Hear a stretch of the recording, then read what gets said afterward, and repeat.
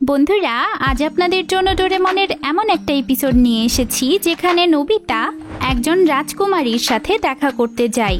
আজকের মজার এপিসোডটি লাস্ট অবধি দেখুন। আর আপনারা যারা এখনো আমার চ্যানেলকে সাবস্ক্রাইব করেননি তারা এক্ষুনি সাবস্ক্রাইব করে দিন প্লিজ। তো আজকের এপিসোডের শুরুতে আমরা দেখি জিয়ান আর সোনিও হান্টিং এর ড্রেস পরে একটা মেশিন তাদের গাড়ির সাথে বেঁধে নিচ্ছে। নোবিতা সোনিওর বাড়ির সামনে দিয়ে যাওয়ার সময় এসব দেখে তাদেরকে মেশিনটার ব্যাপারে জিজ্ঞেস করে। তখন সোনিও বলে যে এটা একটা অ্যাডভান্স মেটাল ডিটেক্টর মেশিন। তারা সোনিওর কাজিন সুনিকিচির সাথে ওকুটামা লেকে যাচ্ছে ট্রেজার হান্টিং এর জন্য। রিসেন্টলি সেখানে সোনার কয়েন খুঁজে পাওয়া গেছে, তাই তারা সেই লেকে যাচ্ছে সোনার কয়েন খুঁজে আনার জন্য। নোবিতাও এ ব্যাপারে নিউজে শুনেছিল। এবার জিয়ান শয়তানি করে নোবিতাকে জিজ্ঞেস করে যে নোবিতাও তাদের সাথে যেতে চায় কিনা। নোবিতা খুশি হয়ে যেতে চাইলে সোনিও বলে যে তাদের গাড়িতে আর জায়গা বাকি নেই। এটা বলে তারা হাসাহাসি করতে থাকে। তখন নোবিতা রাগে সেখান থেকে দৌড়ে বাসায় চলে আসে। বাসায় গিয়ে নোবিতা দেখে যে তার মা আর ডোরেমনও টিভিতে সেই গোল্ড কয়েনের নিউজ দেখছে। নিউজে বলছে 400 বছর আগে এই দেশের রাজা পাশের দেশের এক রাজকুমারীকে বিয়ে করতে চাই। সেই রাজকুমারীর কাছে 3000 স্বর্ণমুদ্রা ছিল, যার মূল্য এখন 3 কোটি টাকারও বেশি। তো রাজকুমারী যখন তার গোল্ড কয়েনগুলো নিয়ে রাজার সাথে দেখা করতে যাচ্ছিলেন তখন পথে ডাকাতরা তার উপর হামলা করে। তাই উপায় না পেয়ে রাজকুমারী তার কয়েনগুলো পাশের ওকুটামা লেকে ফেলে দেয়। কয়েকদিন আগেই সেই লেকে সাঁতার কাটার সময় একটা লোক সেই 400 বছর পুরনো একটা গোল্ড কয়েন খুঁজে পেয়েছে। এই খবর দেখে নোবিতার মা আর ডোরেমন ভাবতে লাগে যে গোল্ড কয়েনগুলো খুঁজে পেলে তারা কত কি কিনতে পারবে। কিন্তু নোবিতা বলে এসব নিউজ মিথ্যা, আর সে রাগ করে নিজের রুমে চলে যায়। নোবিতার এমন আচরণ দেখে ডোরেমন তার কাছে যায় আর জিজ্ঞেস করে যে কি হয়েছে। নোবিতা কিছু না বলতে চাইলেও ডোরেমন বুঝে যায় যে জিয়ান আর সোনিও তার সাথে আবার কোনো শয়তানি করেছে। সে নোবিতাকে বলে জিয়ান সোনিও তোমার সাথে ঠিক করেনি, কিন্তু গোল্ড কয়েনের কথাটা মিথ্যা না। তখন নোবিতা তাকে এটা প্রমাণ করতে বলে। এবার তো ডোরেমন একটু বিপদেই পড়ে যায়। কিছুক্ষণ ভেবে সে বলে টাইম মেশিন ইউজ করে আমরা জানতে পারি যে গোল্ড কয়েনের কাহিনীটা সত্য নাকি মিথ্যা।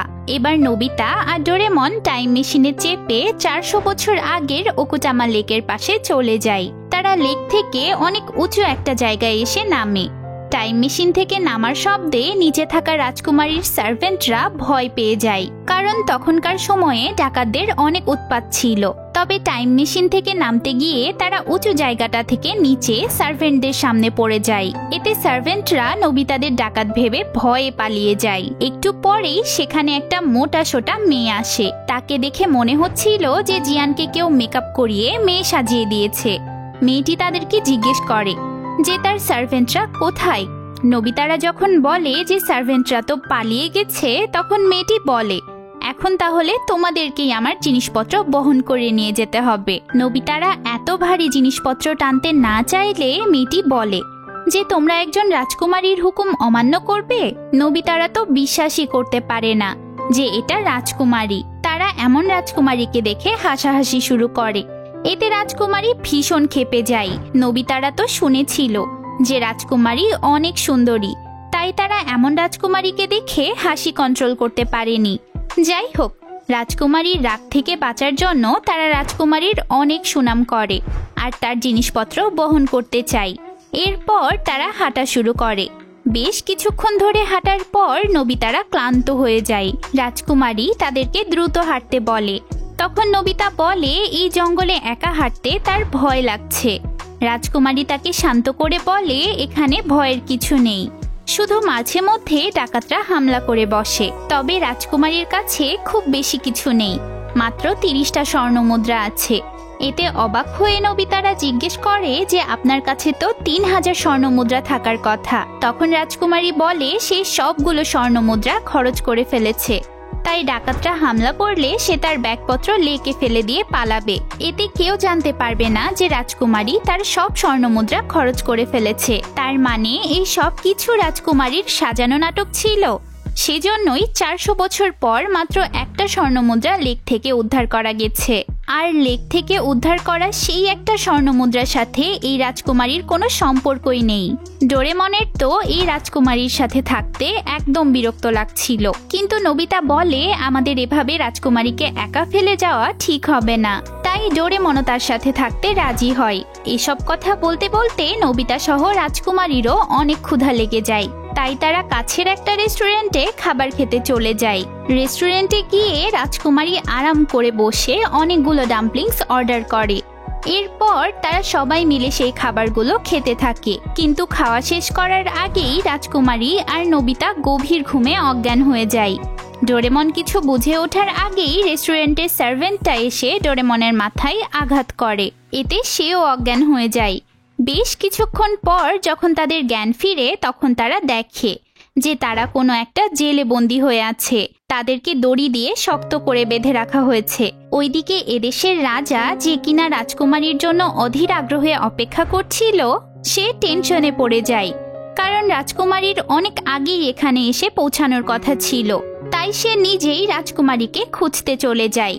অপরদিকে নোবিতারাও চিন্তায় ছিল যে এই বিপদ থেকে তারা কিভাবে বাঁচবে। ডোরেমনের হাত পা এমনভাবে বাঁধা ছিল যে সেও কিছু করতে পারছিল না। রাজকুমারী বলে হয়তো রেস্টুরেন্টের সার্ভেন্টটা ডাকাতদের সাথে মিলে এই কাজ করেছে।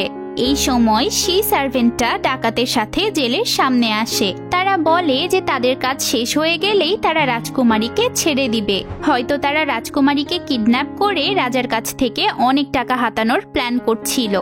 ডাকাতরা চলে যাওয়ার পর রাজকুমারী ডোরেমনকে বলে, আমি যদি তোমার হাত পা মুক্ত করে দেই তাহলে কি তুমি আমাদের জন্য কিছু করতে পারবে?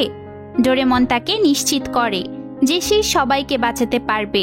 তখন রাজকুমারী তার মজবুত দাঁত দিয়ে ডোরেমনের দড়িটা ছিঁড়ে দেয়। ডোরেমন মুক্ত হওয়ার পর আগে রাজকুমারী আর নোবিতার বাঁধন খুলে দেয়। তারপর সে পাস থ্রু হোল বের করে। এই গ্যাজেটের সাহায্যে তারা জেলের দেয়াল পার করে বাইরে বেরিয়ে আসে। মুক্ত হওয়ার পর রাজকুমারী খুশি ছিল, কিন্তু সে চাইছিল যাতে ডাকাতরা উচিত শাস্তি পায়। তাই ডোরেমন ডাকাতদের ঘরের সামনে যায়। ডাকাতরা তখন আনন্দ ফুর্তি করতেই ব্যস্ত ছিল। তখন ডোরেমন দ্য গ্রবলিং গ্রাস হপার্স নামের গ্যাজেট বের করে। এই পোকাগুলো সে ডাকাতগুলোর ঘরে ঢুকিয়ে দেয়। এবার পোকাগুলো প্রত্যেকটা ডাকাতের নাকের মধ্যে ঢুকে যায়।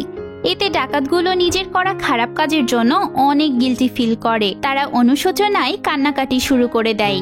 এবার রাজকুমারী তাদের সামনে যায়। রাজকুমারীকে দেখেই তারা অনেক করে মাফ চাইতে শুরু করে, কিন্তু রাজকুমারী প্রথমে তাদেরকে মার দেয়, তারপর মাফ করে। বিপদ থেকে পিছু ছাড়িয়ে তারা আবার তাদের যাত্রা শুরু করে। তখন পিছে থেকে একটা ডাকাত তাদেরকে ডাক দেয়। সে রাজকুমারীর সব জিনিসপত্র ফেরত দিয়ে পালিয়ে যায়, কিন্তু রাজকুমারী তো এসব চায়নি, বরং সে এসব জিনিস থেকে পিছু ছাড়াতে চাচ্ছিল। এই সময় তারা কিছু ঘোড়ার পায়ের শব্দ শুনতে পায়।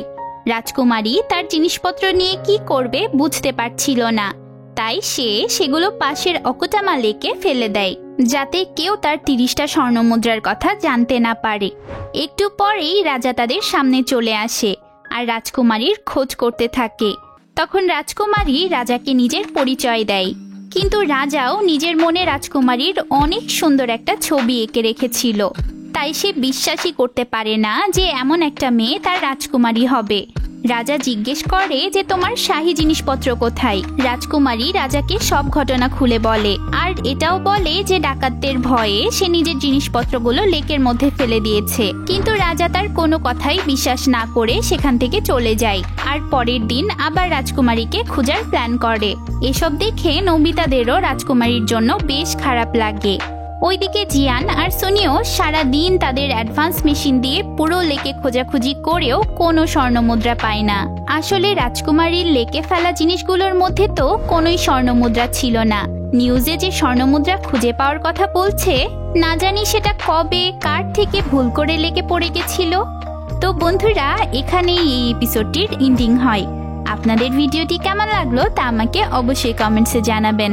দেখা হবে পরের ভিডিওতে। টাটা।